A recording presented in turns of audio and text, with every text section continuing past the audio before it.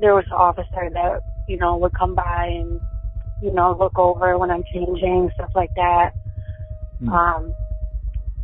There was one time where, he was working overnight and, I was sleeping and he'd come in and, touch me and stuff, try to, wake me up, he was just playing around or whatever, weird stuff like that.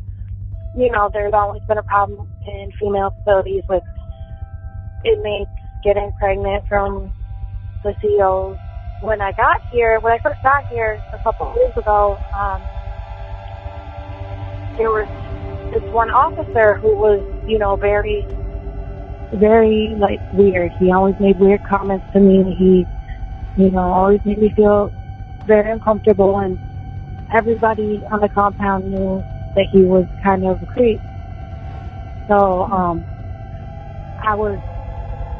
one of the officers even was talking about it, said that he had, not shortly before I got here, he had gotten one of the inmates pregnant. So I'm wondering how he still has a job, but, I guess what happened was he got one of the inmate pregnant. She ended up going home, having a baby. Very shortly after he had the baby, she happened to overdose and pass away. So the baby went to her parents.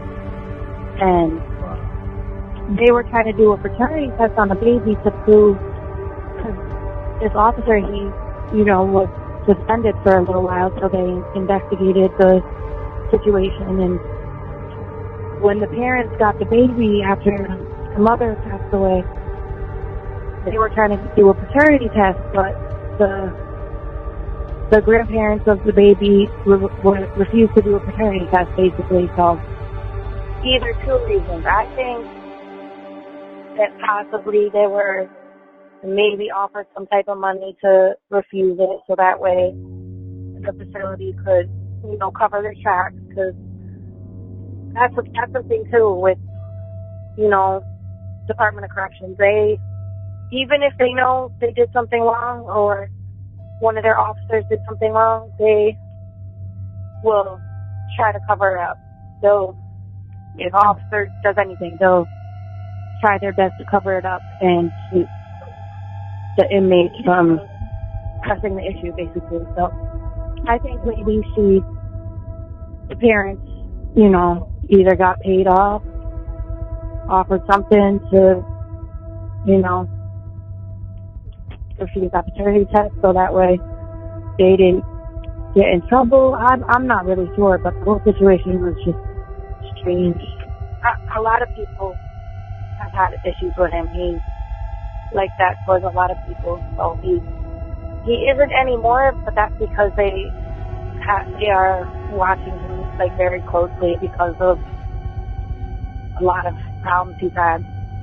So he has his body camera on. He has to have it on while he's here 24/7. So, and they'll sit there and review his camera footage to make sure he's not doing anything weird, because he is just kind of a creep. He just made me feel very uncomfortable. The way he would look at me, the comments he would make to me, almost to a point of sexual harassment. He was very, very known for that. He did it to a lot of inmates. People know that it goes on, between the male guards and the women inmates, but I don't think they realize how often, stuff like that goes on. Somebody I was living with in the dorm, there was an officer that he actually got fired. He got fired probably a year after I got here. He was a regular officer on the dorm I lived on, and this girl I lived with, he would, bring her cigarettes and bring her, outside food and coffee and stuff like that. And she had said there was a couple times that, she had woken up and he, was doing like weird things to her and stuff like that.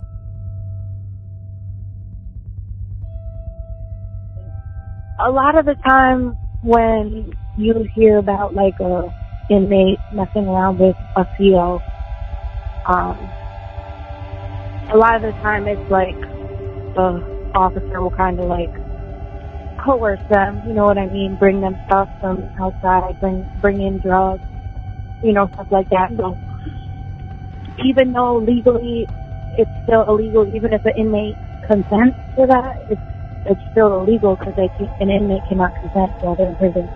A lot of the time, you know, they're willing to do whatever, and usually thrives a little bit with things that they bring in, stuff like that. Every once in a while, you'll get an officer that comes in who's attractive or whatever the case may be, and you know, the women will, you know, make comments, joking around and stuff like that, but most of the time they're just joking around and they don't actually like press an officer trying to do anything like that. It's usually the officers that are the ones that do that.